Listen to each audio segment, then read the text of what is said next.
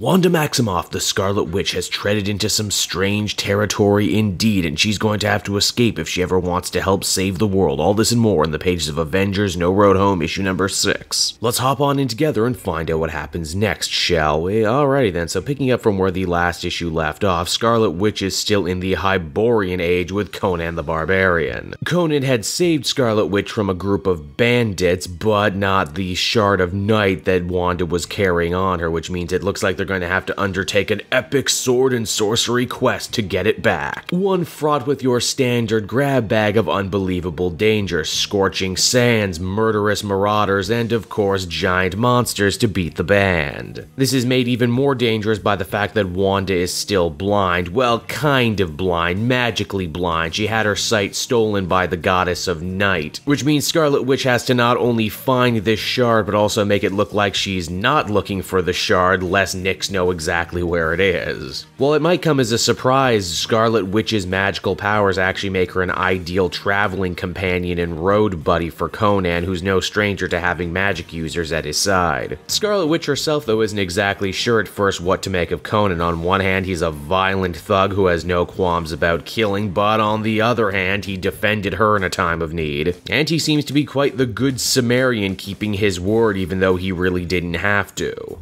Eventually, our heroes track the bandits back to their camp only to discover they've all been murdered by a strange cult. And I mean, really, this is the Conan mythos we're dealing with here. There's always a strange cult. Only it's not snakes we're dealing with this time, it's birds, night birds to be exact. It seems that this group of particular cultists used to worship a bat, but it got killed by Conan, actually. In issue 6 of the old Roy Thomas Conan series from Marvel, some nice continuity work going into this one, I must say. Now, the cultists are held up in a magical city that Conan himself is forbidden from entering because, well, he kind of has a bad habit of punching camels, people, pretty much anything that gets in his way. Our duo is going to try and sneak in under cover of darkness, but while they slumber, they get a little dream vision of what's happening with the Hulk and the rest of the Avengers team. You'll recall Hulk had actually killed Hypnos, Nyx's son, and taken the Shard of Night that he had on him. Hawkeye and the others obviously want him to hand it back for safekeeping, but the immortal Hulk thinks different. After all, if you've been reading the solo Hulk book, you'll know Banner and the Jade Giant have a kind of werewolf-style relationship anyway, and he figures, you know what, why give up this Shard of Night when I could take it into myself and become even stronger? And thus he becomes what I'm going to call the Night Hulk, enemy of the Day Hulk, knower of karate. What's crazy about all of this too is that Wanda and Conan actually get to see this through their strange dream connection, and all Conan can think is, man, Hulk is super cool. He like totally embodies everything I believe in about Crom, my crazy war god. Now, when our heroes do finally manage to infiltrate the city, they stumble upon an all too familiar sight for Conan fans, a young girl about to get sacrificed to a crazy death cult. It seems that the crows think they can use the Shard of Night to summon their dark god because, well, of course they would think that. Conan manages to step on in and do what he does best, lopping heads off left, right, and center, and you know what, it's right around here these types of stories normally end for him, but this is a Marvel story, so there always has to be a little more. The escaped Sacrifice E, who in her defense was only trying to help, decides to hand off the Shard of Night to Wanda, which is terrible because it warns Nyx of where to find them. The Goddess of Night and her remaining children make a beeline for this universe, and you know full well they're going to dust anything that dare gets in their way as the comic winds down. And so there you have it, everyone. Avengers No Road Home, issue number 6, and I gotta say this issue serves as a wonderful little encapsulation of everything Conan the Barbarian can now bring to the Marvel pantheon now that he's back. And you know what, I think that's a two-way street too. This issue encapsulated all the fun and adventure, sword and sorcery that you would have come to expected from any old Howard story or indeed any of the old Marvel stories involving Conan. It also does great work furthering the plot of this weekly series and really making this probably one of the most eclectic stories told at Marvel in a very long time that can balance a bunch of different tones and genres so seamlessly. Ultimately, I would give this one a well-deserved 9 out of 10, a high point in a series that has already been filled with lots of high points.